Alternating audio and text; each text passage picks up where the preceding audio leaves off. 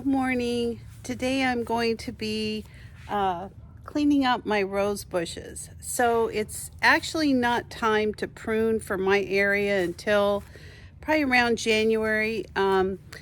So they are really out of control right now. So I am going to just clean them up. They're still going to be producing roses, and then I'll do a really big pruning right before the first of the year. So let me show you what I'm doing. So these are my roses. As you can see, they've gotten so tall. I mean, these rose bushes are just really tall. So I'm just going to take some of the length off of them. I want to clean them up so when you walk by, you're not going to be stepping into, thorns and things like that. And just do an assessment of how they're doing, if there's any aphids or anything like that. Now, when I'm doing a heavy pruning, I actually take out the big pruning shears. For this, I'm just going to be using a little pruner, and I'm just going to be working on some of these taller, thinner branches. So obviously you want to look for anything that's got what's called a deadhead on it. And there's an example of this right here. As you can see, this particular rose, I don't know if you can see it on the camera real good, but basically all the petals have come off, and if you take those deadheads off, you'll actually the plant will continue to produce more roses.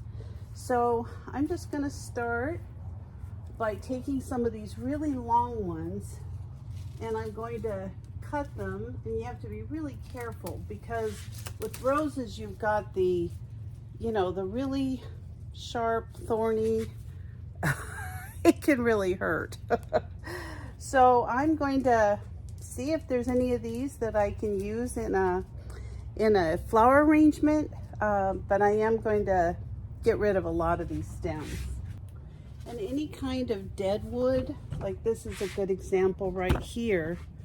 I don't really need any length taken off that, but as you can see from this, there's kind of a dead branch there. I want to make sure that any of that brown gets taken off. One right below it has the same thing.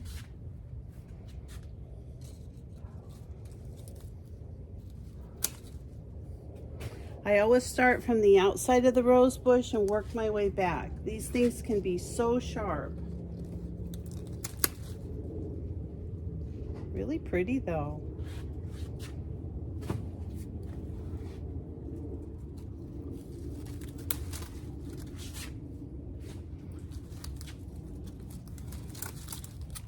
Here's a good example of a deadhead. You want to take those off, and then you'll get new roses growing. Now this time next year, well, the end of the year, 1st of January, these plants are going to be taken down really to about 3 feet high. And every year they come back like this. You really can't mess up a rose bush.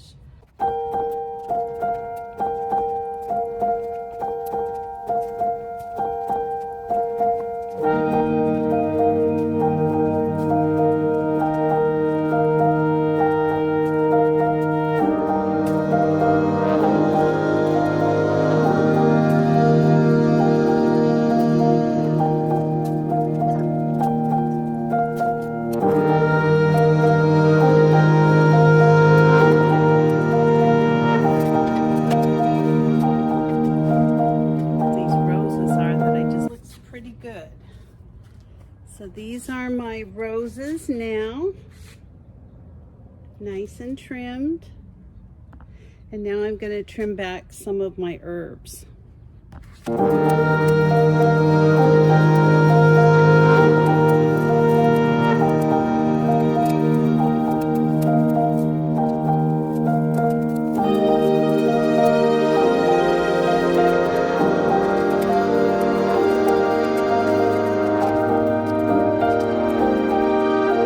So these are some of the roses that I was able to pick from the pruning, and I have some different herbs, and I'm going to show you how I tie those up in a minute. But as I said, I did see some aphid activity on some of my roses, and so I'm going to give everything a really good spray before I treat them tomorrow.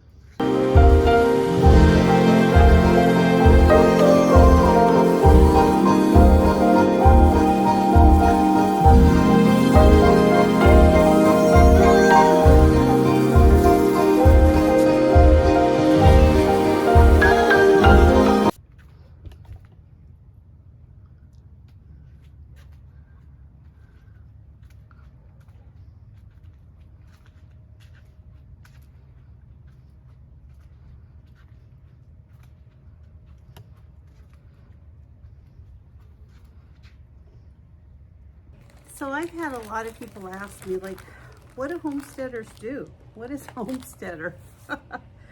Well, to me, I think it's anybody who really works in their home to be somewhat self-reliant. And there's all kinds of things you can do, whether you live on a farm or whether you live in the city, or you live, even if you live in an apartment. There's just all kinds of things you can do. So I picked a lot of herbs. Well, I cut them. You saw me, I was cutting them back. And this many herbs, I'm actually not going to have enough room in my dehydrator unless I want to be dehydrating till next Tuesday. So let me show you how I dehydrate my herbs when I have a lot of them like this. So what I do is I get a nice bunch together, just like so. Actually, maybe a little bit more. Kind of like this, about that much. And all I do is tie them with a rubber band. If you have twine you'd rather use, zip ties, whatever. I kind of like using a rubber band. And all I'm going to do is tie these into bundles. And where I live, it's still very hot. I live in Southern California, and where everybody else is having these wonderful 50-degree fall weather, we're having these 100-degree hot days. So I'm going to put these into bundles, and I'm actually going to hang them so that they dry out on their own.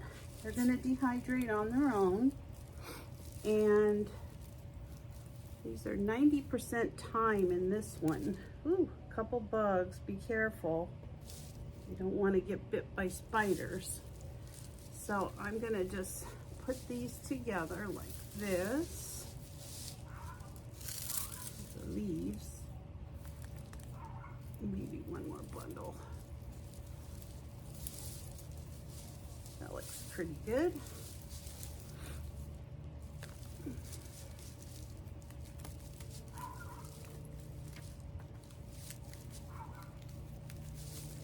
Just like so.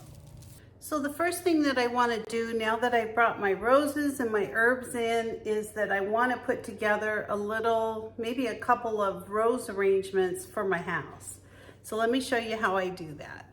All right, so I just pick a vase, and I actually keep my gloves on. I've put all my roses in the sink because I want them to be hydrated when I put them in the arrangement. So because I have so many roses right now, I'm going to be cutting off a lot of the leaves so that I can fit more roses in my vase.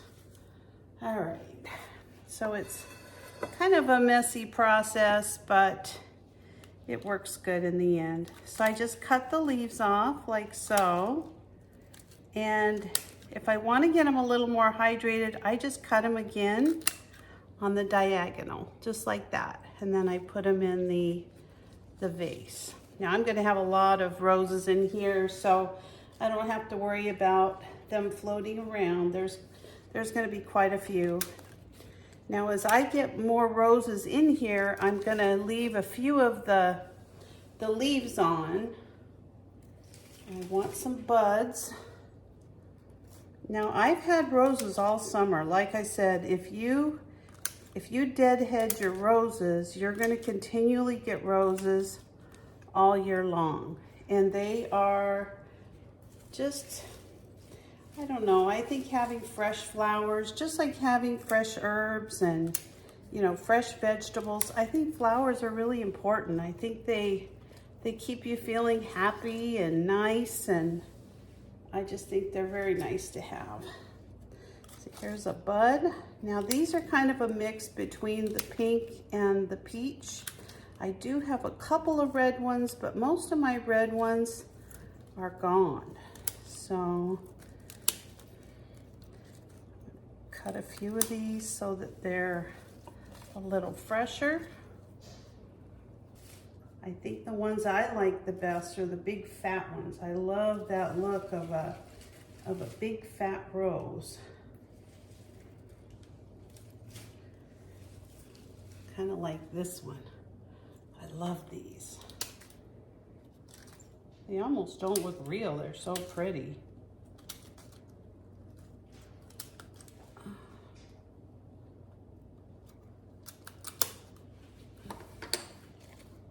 This one right in the middle. So let me show you how they came out. Aren't those pretty?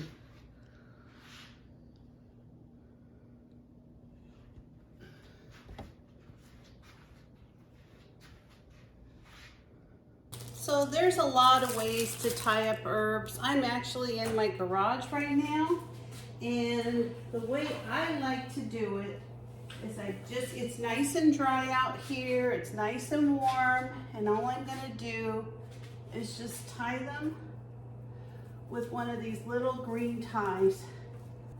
All right.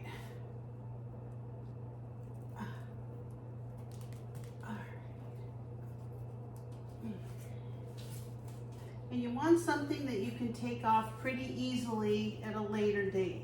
So I just find these little plastic ties work really great. Zip ties work great. I mean, whatever it is you like to use. These are like the little staking ties that I get, that I use on my roses, or I use on my tomatoes. And all I'm gonna do is hang these,